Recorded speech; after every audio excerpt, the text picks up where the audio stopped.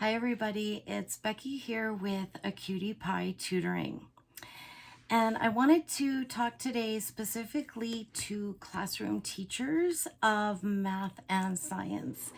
I know that everybody is inundated with talking about differentiation and learning styles and how to include every type of learner in our classroom. So back in the 90s, I know, ancient, when I was finishing up university, doing my practicums, and just beginning my teaching career, Howard Gardner's theories of multiple intelligences maybe weren't being taught by all professors or weren't being really taught in PD days all the time. I did have one amazing professor that, although he didn't use the same terminology as that, he did encourage us as math science teachers to make things interesting for all types of students. And so how I did this coming into my practicums was I created stations. And so I remember my junior high practicum teacher, my cooperating teacher. I had my long practicum with him. It was 8 weeks. And he didn't like this. He was really a textbook guy. So he would get the textbook out and we'd read the textbook. The kids would fill in a worksheet. Then the kids would do a quiz. Then we would do a unit exam after repeating that cycle. And here comes Becky. And I had stations set up. I had games at the stations. I had microscope stations, maybe another mini lab. And so say out of 32 kids, maybe I would have 8 stations. And so we would have 2 groups of 2 partners per station. And one might just be a reading station, fill in, a little bit of a worksheet based on the paragraph that they're reading at that station. So it doesn't all have to be terribly exciting. When I got to my own classroom and began my own career, it was really fun because I could, as a secondary teacher, really branch out into these concepts. And I remember my principal, who was very supportive in theory, she would come by and stand in the doorway of my classroom and just be like, I don't even know what's going on in there. It looked and sounded like pure chaos. But she would come in, and she was so cute too because she was under 5 feet tall. And so I was teaching, these big grade 9s, and she would just kind of get lost in the crowd.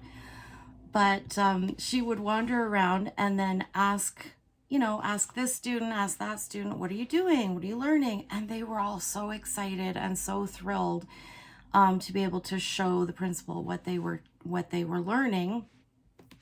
And so despite the noise and the appearance of chaos, there was a lot of great learning going on.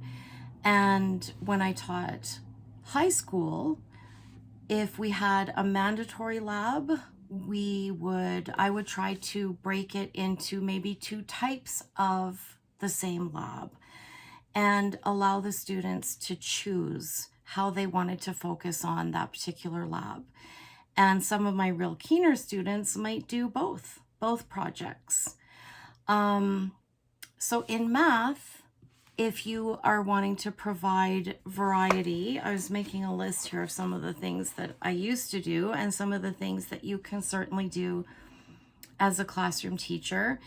Dice. I mean, dice are phenomenal. And even just using dice to see who's going to take a turn is just lots of fun. Any type of manipulative. So even right now, I have grade 9 and 10 students in my private practice that are using algebra tiles, integer tiles.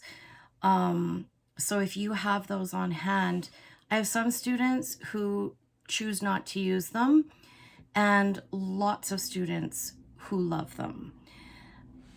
Partner games. So especially if you have students who aren't quite sure or they're shy with you, you might just want to pair them up with another student, and that's okay. This goes back to one of my previous videos, which is no is not an option. If you're forcing them to come up and stand at the board and show you a solution in front of the class and they're intimidated, you've set up a power struggle. If your goal is to help them learn and to show you what they're learning, this might be a fun way to go. Task cards, that can be done in so many ways, even for quadratic equations, for graphing, just part of a task. They have to complete part of a task. You could have a couple iPads or computers set up and they have to complete whatever is at that station, but it's a self-checking task where the computer will tell them, yeah, you got it right. No, you didn't get it right. And then they know to ask you for that help. Or if you have the class login information, it will tell you who struggled with which topics. And one of my favorite things to do that really works well at any level, but of course, I always taught secondary math and science, is show me how, or show me how many ways you can.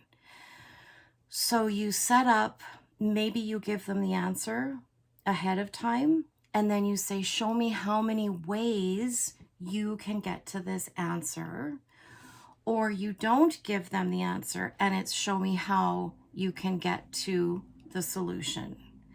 One of the worst things you can do, especially in math, is force your students to only use one method of getting to the answer.